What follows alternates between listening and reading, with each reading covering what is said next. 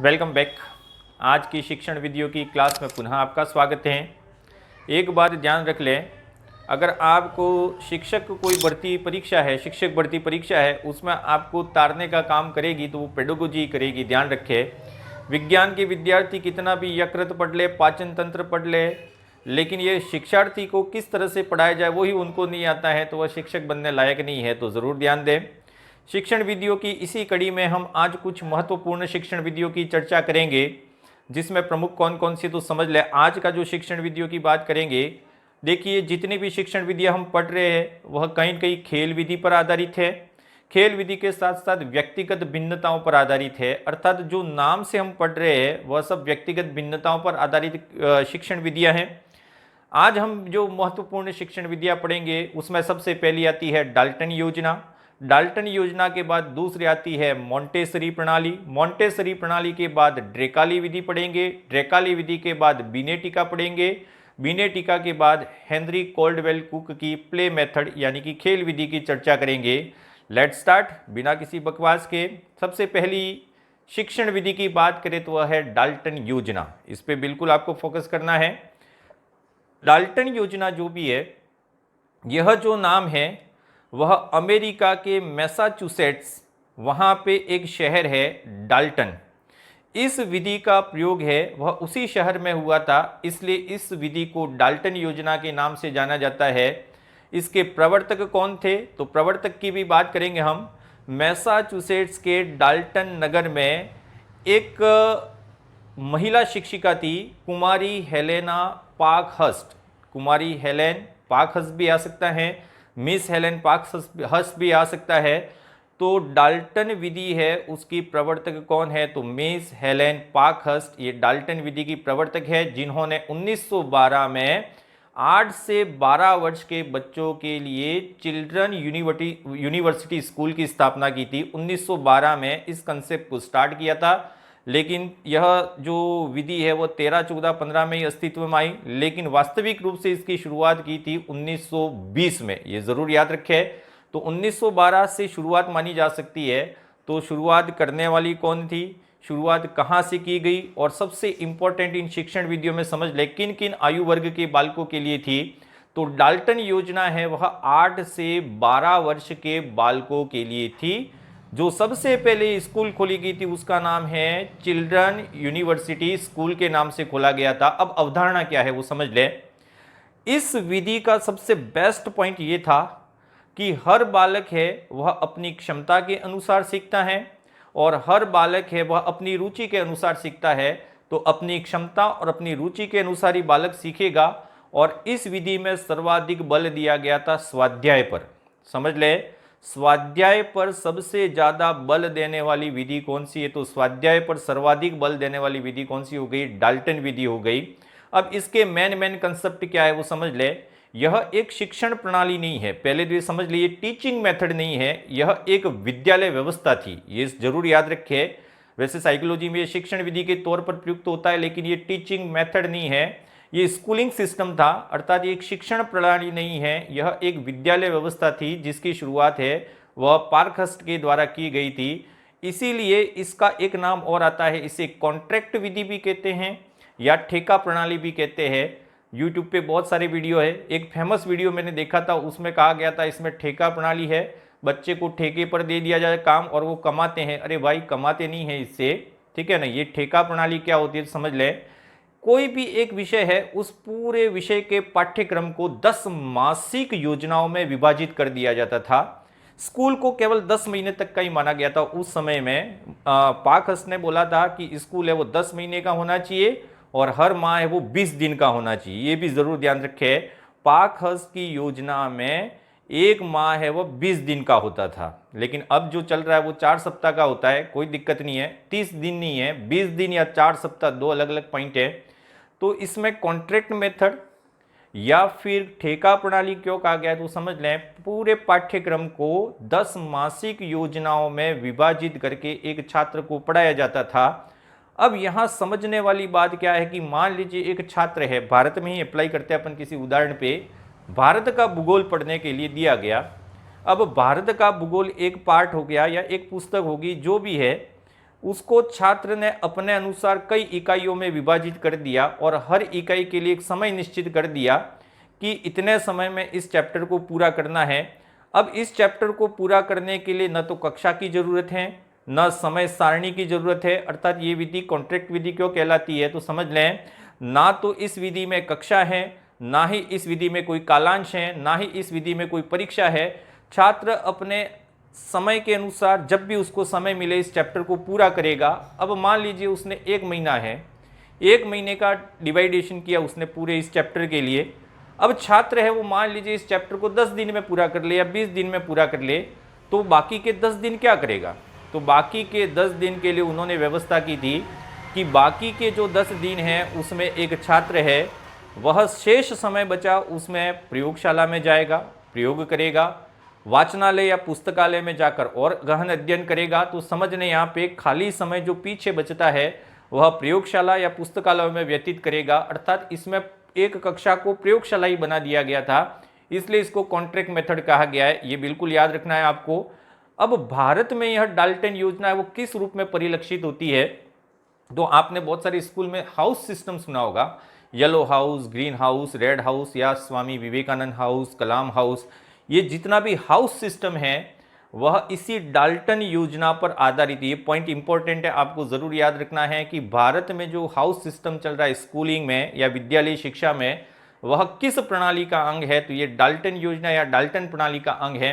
अब अगली विधि की बात करें, वो भी इतनी ही इंपॉर्टेंट है, कई परीक्षाओं में पूछी जाती है। वह अगली विधि है मोंटेसरी प्रणाली, इसको भी जरूर ध्यान रखें।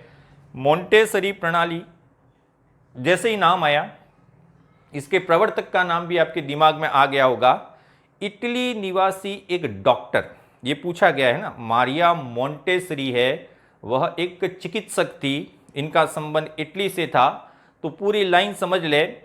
इस मोंटेसरी प्रणाली की शुरुआत 1870 में इटली निवासी एक चिकित्सक मारिया मोंटेसरी के द्वारा की गई थी। इस विधि को साहचर्य विधि के नाम से भी जाना जाता है। अगला इंपॉर्टेंट पॉइंट, साहचर्य विधि, यही मोंटेसरी प्रणाली है, वही साहचर्य विधि के नाम से जानी जाती है।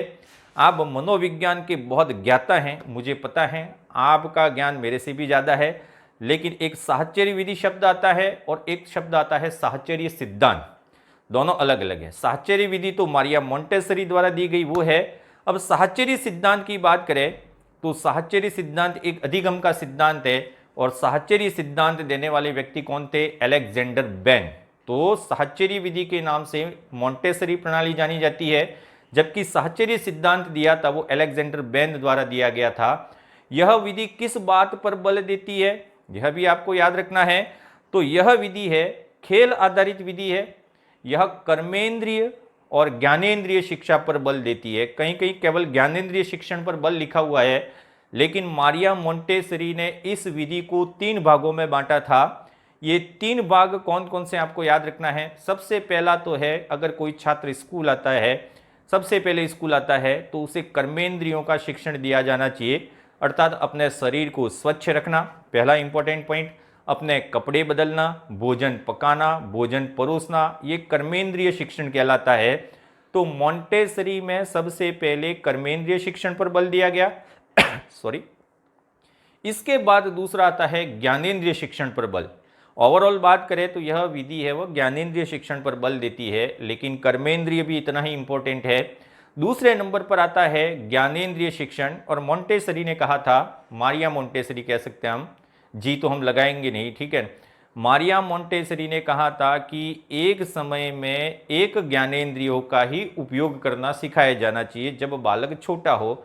आप तो बड़े हो गए हैं तो आपकी तो 5 इंद्रियां एक साथ काम करती हो गई होंगी, लेकिन मारिया मोंटेसरी ने कहा था कि एक समय में एक ज्ञानेंद्रिय का उपयोग करना सिखाया जाना चाहिए। सूंघने की क्षमता, सुनने की क्षमता और भी जितनी भी क्षमताएं हैं वो ज्ञानेंद्रिय शिक्षण कहलाती है। और तीसरा जो सबसे इंपॉर्टेंट पॉइंट था, आपने LSRW नाम सुना होगा, जो एक भाषा शिक्षण या भाषा सीखने में काम आता है। लेकिन मोंटेसरी प्रणाली में सबसे पहले क्या कहा गया, ये सबसे इंपॉर्टेंट प्रश्न है। मोंटेसरी प्रणाली में सबसे पहले लिखना और फिर पढ़ना, ये इंपॉर्टेंट, ये दोनों ही याद रखें। दो विधियां ऐसी थी जिसमें पहले लिखना और फिर पढ़ना, पहले लिखने का अभ्यास फिर पढ़ने का अभ्यास किया जाना चाहिए। तो एक तो मॉन्टेसरी प्रणाली है और एक बिनेटिका प्रणाली आती है। तो मॉन्टेसरी प्रणाली में पहले लिखना सिखाया जाता है, इसके बाद पढ़ना सिखाया जाता है। ये इंपॉर्टेंट है, आपको याद रखना है। अगली विधि की चर्चा करें तो अगली विधि आती है ड्रेकाली। ड्रेकाली भी इंपॉर्टेंट है परीक्षा की दृष्टि से। तो ड्रेकाली विधि है वह 1925 में अमेरिका के एक शिक्षा शास्त्री थे ड्रेकाली, उनके द्वारा इस विधि का इजाद किया गया था, अर्थात इसके प्रवर्तक है वो ड्रेकाली है। किस कारण इस शिक्षण विधि की खोज करनी पड़ी ड्रेकाली को 1925 में? तो समझें, 4 से 19 वर्ष, पहले तो आयु वर्ग याद रखें, यह विधि 4 से 19 वर्ष के बालकों के लिए थी और 4 से 19 वर्ष के बालकों में भी विशेष बालकों के लिए थी। ये इंपॉर्टेंट पॉइंट है। ड्रेकाली विधि वो सब बालकों के लिए नहीं थी, यह भी व्यक्तिगत भिन्नताओं पर आधारित थी। लेकिन ड्रेकाली विधि है वह किस प्रकार के बालकों के लिए बनाई गई थी, तो या इस विधि का प्रवर्तन किया गया था? तो यह विधि है वह मंद बुद्धि, एक मूक बधिर और मानसिक विकृति युक्त बालक, 3 पॉइंट जरूर याद रखें। मंद बुद्धि, मूक बधिर एवं मानसिक विकृति युक्त बालकों के लिए जिनकी उम्र 4 से 19 वर्ष है, उन बालकों के लिए इस विधि का प्रवर्तन किया गया था। और यह विधि कहती है कि बालकों को प्राकृतिक वातावरण में ही शिक्षा देनी चाहिए। इस प्रकार के जो बालक है वह प्राकृतिक वातावरण में ही सीख पाते हैं। तो प्राकृतिक वातावरण में, जैसे कि प्राचीन गुरुकुल थे, यह शिक्षण प्रणाली है वह प्राचीन गुरुकुल शिक्षण प्रणाली की पर्याय मानी गई है। तो प्राकृतिक वातावरण में ही यह शिक्षा दी जानी चाहिए इस प्रकार के बालकों को। इंपॉर्टेंट पॉइंट इस विधि का भी समझ लें। इस विधि के आधार पर ही विश्व में जितने भी आवासीय विद्यालय, रेजिडेंशियल स्कूल्स है, वह किस विधि की अवधारणा पर आधारित है? तो समस्त आवासीय विद्यालय है विश्व के, यानी कि आवासीय विद्यालयों की परंपरा है वह किस विधि से स्टार्ट हुई थी? ड्रेकाली विधि से हुई थी। तो ये इंपॉर्टेंट पॉइंट है, इसको ध्यान रखें। आवासीय विद्यालय ड्रेकाली पद्धति पर आधारित है, जबकि स्कूल्स में हाउस सिस्टम चल रहा है, वह हाउस सिस्टम है वह डाल्टन योजना पर आधारित है। अब इसमें एक विशेष समय सारणी है वह अपना महत्व रखती है कि इस प्रकार के बालकों को इस विधि से पढ़ाने के लिए एक विशेष समय सारणी रहती थी, अर्थात मॉर्निंग का अलग शिफ्ट होता था, इवनिंग का अलग शिफ्ट होता था।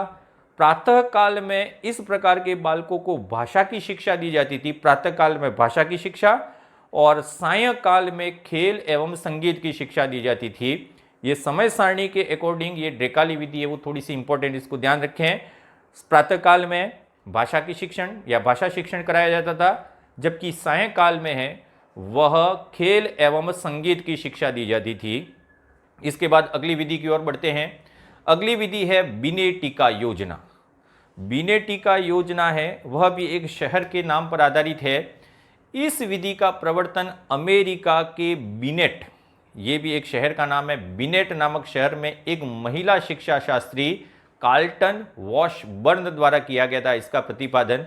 इसमें 2 लाइनें ही आपको याद रखनी है। पहले तो इस विधि का प्रतिपादन कहाँ किया गया?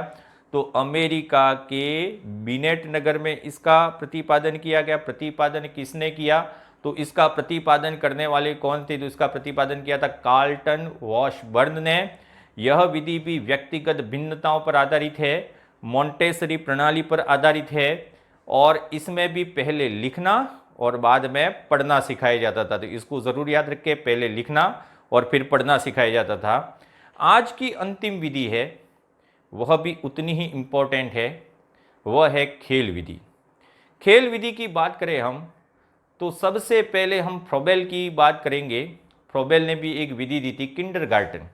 किंडरगार्टन में भी खेल खेल में शिक्षा पर सर्वाधिक बल दिया गया, अर्थात मनोरंजक खेलों के माध्यम से बालकों की कल्पना शक्ति का विकास करना। तो खेल विधि के जन्मदाता तो फ्रोबेल ही माने जाते हैं, लेकिन पर्टिकुलर अगर प्ले मेथड की बात करें, विशिष्ट खेल विधि की बात करें, तो इस खेल विधि का प्रवर्तन किसने किया?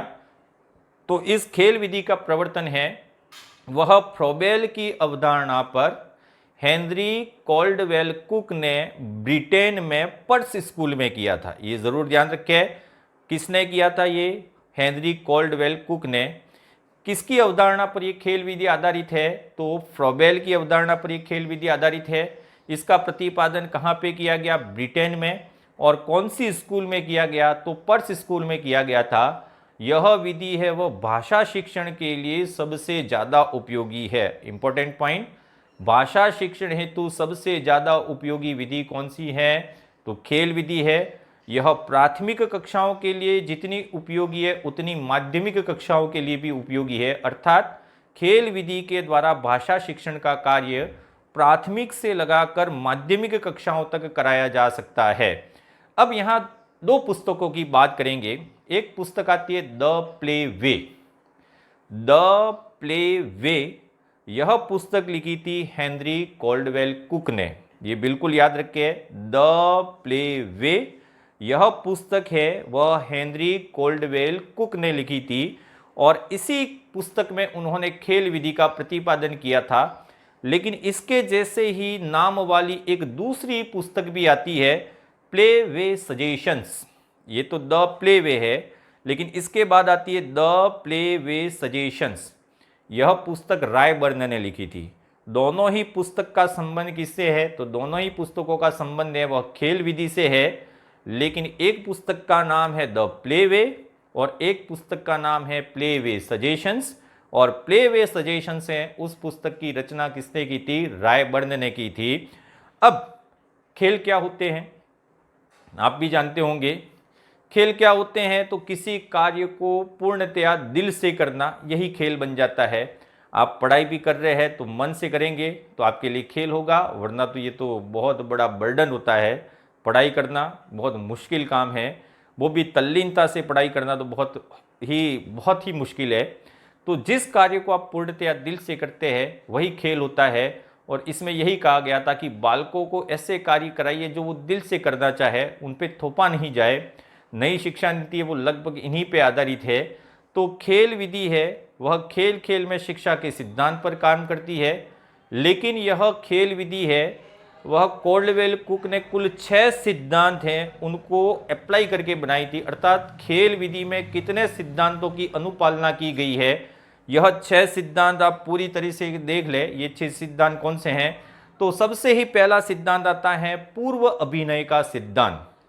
खेल विधि सबसे पहले सिद्धांत पर कौन से आधारित है? तो सबसे पहला आता है पूर्व अभिनय का सिद्धांत, जो दिया था मालब्रेंस ने। पूर्व अभिनय का सिद्धांत मालब्रेंस ने दिया था।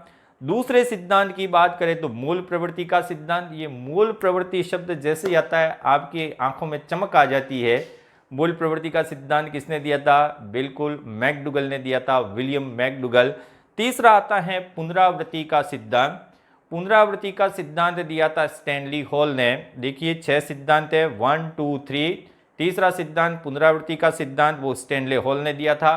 पुनः प्राप्ति का सिद्धांत ये भी इसमें ही आता है। पुनः प्राप्ति का सिद्धांत दिया था लाजारस ने। ठीक है, ये जर्मन निवासी थे, कंफर्म तो नहीं लेकिन ये जर्मनी के ही थे शायद। लाजारस जो भी बोला जाए। तो यह सिद्धांत दिया था पुनः प्राप्ति का सिद्धांत लाजारस ने दिया था। इस सिद्धांत पर भी खेल विधि आधारित है। अगला है परिष्कार का सिद्धांत। परिष्कार का सिद्धांत दिया था अरस्तु ने।